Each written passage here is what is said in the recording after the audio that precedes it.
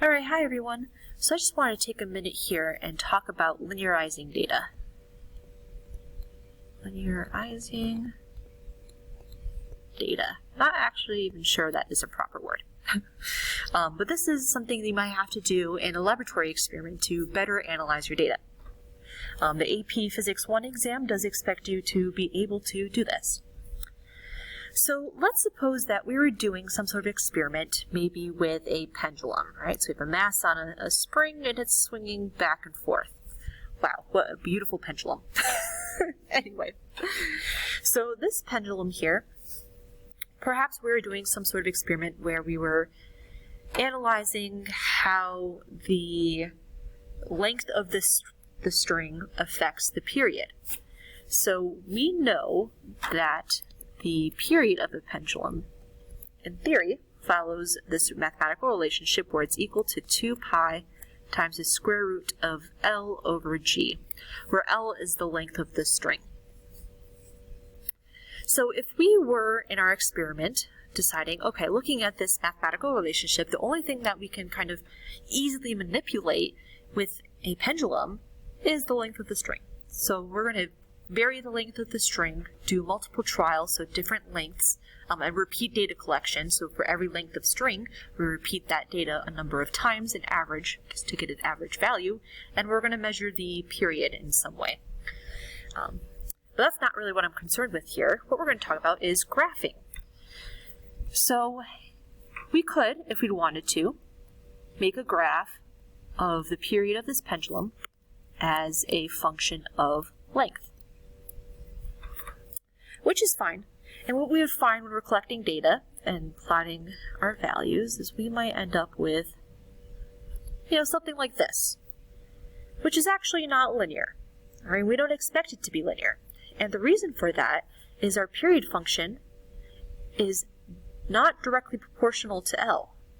It's directly proportional to the square root of L. So what we have here is a square root curve. This is fine. Nothing wrong with this. Right? In fact, it's what we expect. But this is not very easy to analyze. In particular, in AP Physics, we really like to have linear graphs, because linear graphs are easy to analyze. Right? They have a constant slope.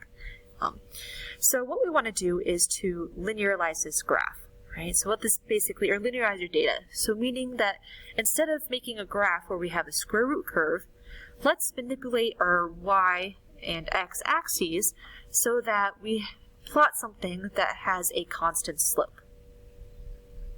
Right? So thinking about that then, with our data, whatever it is,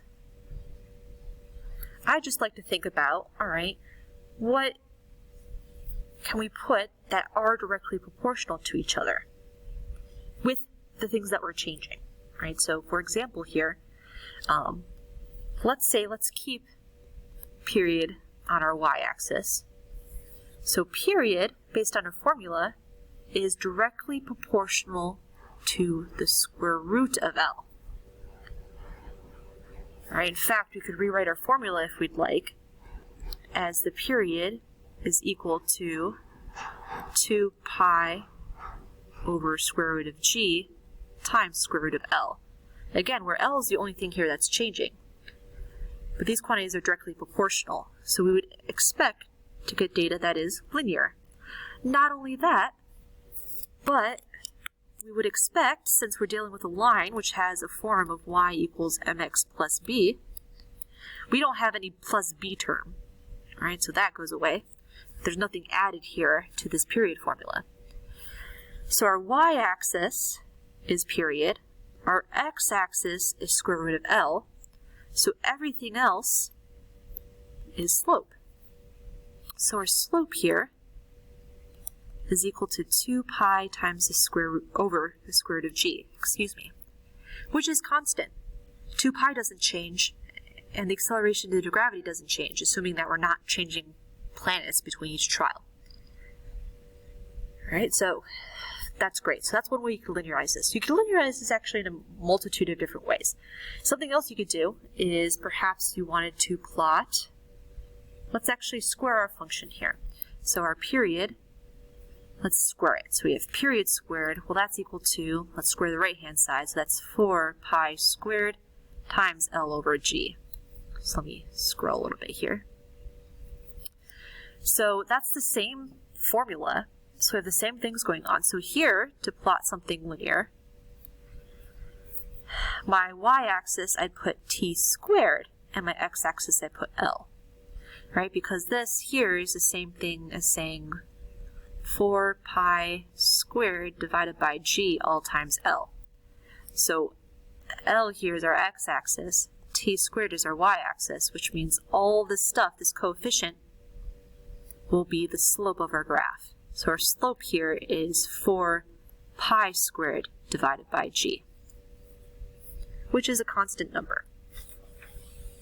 So this is useful because we can learn information from the slope of our graph, however we decide to linearize our graph.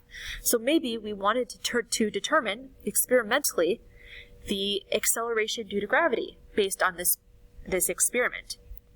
Right, we could do that because graphically we could determine the numerical value for our slope and set that equal to whatever our slope is. So if we're using this t squared versus L graph, we would set the slope equal to 4 pi squared over g, and then do a little rearranging and solve for g, which should be, on Earth, around 9.8 meters per second squared.